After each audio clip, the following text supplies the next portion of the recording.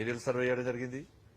దాంతోపాటు కింద కూడా క్షేత్రస్థాయిలో కూడా శ్రీ శివరాజ్ సింగ్ చౌహాన్ గారు ప్రత్యేకంగా రైతులను కలవడము, రైతులతో ఇంటరాక్షన్ ప్రోగ్రామ్, ఫోటో ఎగ్జిబిషన్ కానీ ఇవన్నీ కూడా రైతులతో స్వయంగా వెళ్లి పొలాలకు వెళ్లి క్షేత్రస్థాయిలో పరిశీలించడం జరిగింది. చాలా తీవ్రమైనటువంటి నష్టం జరిగింది. కాబట్టి అన్ని విషయాలను వారి నేతృత్వంలో పరిశీలించడం జరిగింది. దాని తర్వాత సచివాలయంలో గౌరవ ముఖ్యమంత్రి గారి సమక్షంలో ఒక సమీక్షా సమావేశం కూడా ఏర్పడడం జరిగింది. దానిలో రాష్ట్ర ప్రభుత్వం కూడా అనేక విజ్ఞప్తులు చేయడం జరిగింది. కాబట్టి అన్ని విషయాలను చూసిన తర్వాత రాష్ట్ర ప్రభుత్వం యొక్క నివేదిక, తర్వాత కేంద్ర ప్రభుత్వం నుంచి కూడా టీం వచ్చి వారి యొక్క నివేదికలను పరిశీలించి నిబంధనల ప్రకారము తప్పకుండా తెలంగాణ రాష్ట్రానికి, ఆంధ్ర రాష్ట్రానికి సహాయం చేసే బాధ్యత కేంద్రం మీద ఉంది కాబట్టి తప్పకుండా చేయాలని చెప్పి ఆలోచన కేంద్రంలో ఉంది.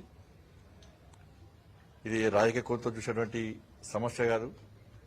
ప్రజల కష్టాల్లో ఇబ్బందులు ఉన్నప్పుడు వారికి బాసటగా నిలబడి వాళ్ళకు భరోసా కల్పించాల్సిన బాధ్యత పాలకుల మీద ఉంటుంది. కాబట్టి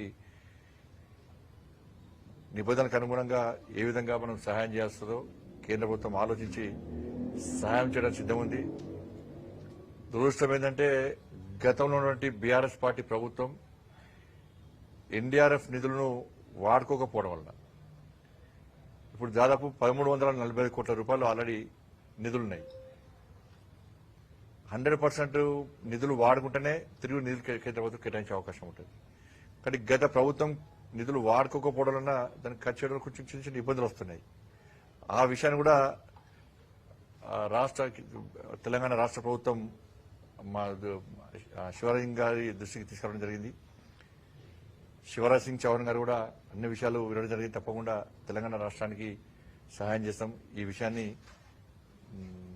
ప్రధానమంత్రి గారి దృష్టికి తీసుకెళ్తామని చెప్పి చెప్పడం జరిగింది. కాబట్టి అన్ని విషయాలను పరిశీలించి అన్ని విధాలు ఆదుకోవడానికి మేము ప్రయత్నం చేస్తాం.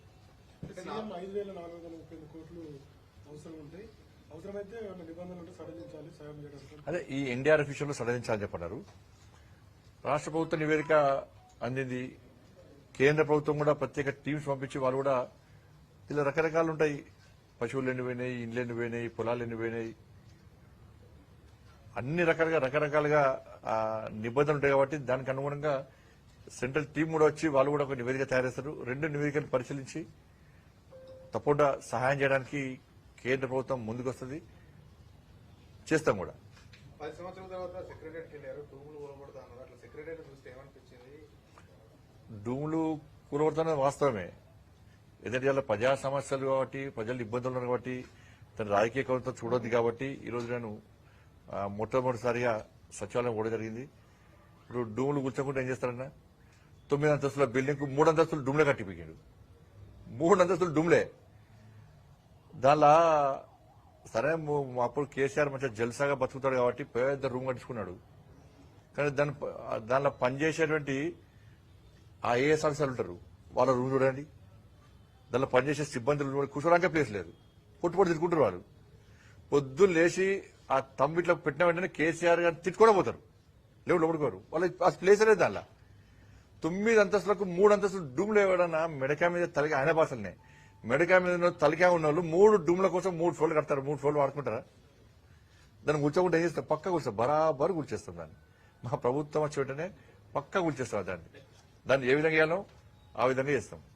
ప్రజలందరూ హర్షించే విధంగా చేస్తాం. డూమ్లో మాత్రం పక్క కూల్చేస్తాం బరాబర్. దాన్ని ఆ మాట కట్టుబడి ఉన్నాం మేము. దాని సంటర్ గెలిపెట్టిన ఒకటి ఆ సంటర్ ఇంతవరకు స్టార్ట్ చేయాలట. పోయి కట్టుకోవడం అంటే రాను కూడా రాలేదు. వాళ్ళకి కేంద్ర మంత్రి విలువలే కలిసిండి ఎప్పుడైనా. కేంద్రం ఇచ్చిన నిధులను వాడుకునే దమ్ము లేదా, తెలియలేదు వాళ్ళకు. కేంద్రం ఇచ్చిన నిధులను వాడుకోలే. ఈ మ్యాచింగ్ గ్రాంట్ ఇవ్వడం వలన వేల కోట్ల రూపాయలు వాపసు పోయినాయి కేసీఆర్ ప్రభుత్వంలో. ఇలా బతుకుగట్లే పరిస్థితి. ఏం యాగలే, నవగ్రహ యాగం, దశగ్రహ యాగం చేయాలి. ఈయననే దశగ్రహం, ఇంకో గ్రహం ఈయననే. ఆ గ్రహాలను నవ్వుకుంటున్నాయట. మేము పూజ చేసుకుంటామా అనుకుంటున్నాయట. ఏం అవసరం చెప్పే, నువ్వు ముఖ్యమంత్రి అవుతావి, నీ పూజలు ఏమవసరం? ఏదో చూసాను నేను, అది రీఎంట్రీ అట. తెలంగాణ రాష్ట్ర ప్రజలు నీకు నో ఎంట్రీ బోర్డు పెట్టిరు ఆల్రెడీ. పొలిటికల్ గా నో ఎంట్రీ బోర్డు పెట్టి మళ్ళీ రీఎంట్రీ ఎక్కడ నీకు? ఇంకా ఇప్పుడు నువ్వు ముఖ్యమంత్రి అవుతావి, నీ కొడుకుని మంత్రి చేస్తేవి, నీ బిడ్డని ఎంపీ చేస్తేవి, ఎమ్మెల్సీ చేస్తేవి, అల్లుడిని మంత్రి చేస్తేవి, ఇంకైనా సంతోష్రావు గారు ఆయనను రాజ్యసభ ఎంపీ చేస్తేవి, ఇంకేం కావాలి? ఇక నువ్వే బతకాలి అని కుటుంబమే పొట్టుపోటు సంపాదించుకోవాలి. ఏసీగా ఏదో ఒడ్డుబడ్డ చేపట్ల గిలగిలా కొట్టుకుంటాడు, బయటకు వెళ్తున్నాడు. ఏం యాగం చేస్తూ చెప్పు నాకు. నువ్వు ఇలా యాగము, ఇలా తెలంగాణ రాష్ట్ర ప్రజలు వరదలతో ఇబ్బంది పడుతున్నారు. అతి భారీ వర్షాలు పడడం వలన కొన్ని ప్రాంతాల్లో ఆస్తులు వేనాయి, బ్రిడ్జులు కూలినాయి, పొలాలు వేనాయి, పోల్స్ వేనాయి, రైల్వే ట్రాక్లు వేనాయి, మొత్తం ఎక్కడికక్కడ కూలిపోయినాయి. నువ్వు నీ యాగం చేసేటప్పుడు దీని నుంచి ప్రజలను కాపాడాలి, ప్రజలు సుఖ సంతోషాలతో ఉండాలి, ఈ కష్టాల బారి నుంచి బయటికి రావాలి, ఇటువంటి ఇబ్బందులు రావద్దని పూజ చేసినావా? గంత మంచి ఆలోచన నీకు వస్తాయి. మళ్ళీ నేను వెంటనే ప్రభుత్వం ఈ పోవాలి, వాడు వాళ్ళు, వీళ్ళు వాళ్ళు, వాళ్ళ వల్ల నేను ముఖ్యమంత్రి వెంటనే రావాలి, నా కొడుకు మంత్రి చేయాలి, లేకుంటే కొంచెం ఎగ్జామ్షన్ ఏమైనా కొంచెం ఇచ్చి నా కొడుకును ముఖ్యమంత్రి చేయాలని కోరుకున్నావు కావచ్చు. రెండు బిడ్డ వచ్చిందని బిడ్డను ముఖ్యమంత్రి చేయాలని కోరుకున్నావు కావచ్చు. అంతే. నువ్వు చేసే పూజలన్నీ గివే, అన్ని గివే దరిద్రపోయే, అన్ని గివే దరిద్రపు ఆలోచనలు. ఎవరికి ఏం కనీసం ఎవరికి ఒక పైసా మందం లాభం జరగని దరిద్రపు ఆలోచనలు వచ్చినట్టనే ఆయనకేస్తాయి. కానీ ఎందుకు చేసిన పూజలు? నవగ్రహాలు కాదు, తెలంగాణలో దశగ్రహాలు ఉండే, ఓ గ్రహం వీకింది. కానీ మళ్ళీ సడేసిన పూజలు ఇక మళ్ళీ నమ్మిస్తుంది అందరినీ. ఇక మళ్ళీ అది ఉందో మళ్ళీ నాకు మళ్ళీ ఇప్పుడు ఏమొచ్చిందంటే ఎమ్మెల్యేలు అందరూ అటు ఇటు వీక్తురు కదా, కొంతమంది పూజలు చేస్తారట, వాళ్ళు ఇచ్చినవి బోకే ముట్టద్దట, వాళ్ళు ఇచ్చిన భోజనం పెడితే అటే మొత్తం వాళ్ళు ఏం చెప్తా తింటారట. అయితే ఎమ్మెల్యేలు అటు ఇటు వీక్తురా కొంతమంది. పోకుండా ఎమ్మెల్యేలు ఈయన చెప్పిన దానికే వినాలే, నేను చెప్పిన మాటను నన్ను ఇచ్చిపెట్టి పోవద్దని నన్ను పూజలు చేస్తున్నావు. అది కూడా అవచ్చు. ఇది తెల్లారైతే టెన్షన్ ఎవరికి? వశీకరణ పూజ అవచ్చు. తెల్లారైతే టెన్షన్ ఏమున్నది? ఆ గంప కింద గమ్మిండి రోజు కూడా వీక్తాడు. ఈ మధ్య వదలేరు, ఎందుకంటే బీఆర్ఎస్ కాంగ్రెస్ ఒకటే కదా. ఈ కాంగ్రెస్ పార్టీలో బీఆర్ఎస్ విలీనం ఎత్తుందని చెప్పి వాళ్ళు ఎమ్మెల్యేలు అనుకుంటారు కాబట్టి ఇక గంప కింద అట్ట ఉండరు, పోతలేరు. కాబట్టి ఎమ్మెల్యేలు నేను చెప్పినట్టు వినాలి, నన్ను ఇచ్చిపెట్టి పోవద్దని ఇట్లా పూజలు చేస్తుండవచ్చు, అట్లా ఉండవచ్చు. అంత వేరే ఏం ఈ అన్న మంచి గురించి పూజలు చేసేటువంటి ఆలోచన ఆయనకు ఉండదు. అట్లయితే కేసీఆర్ కాదు ఆయన, అట్లా నిజంగా చేస్తే కేసీఆర్ కాదు ఆయన.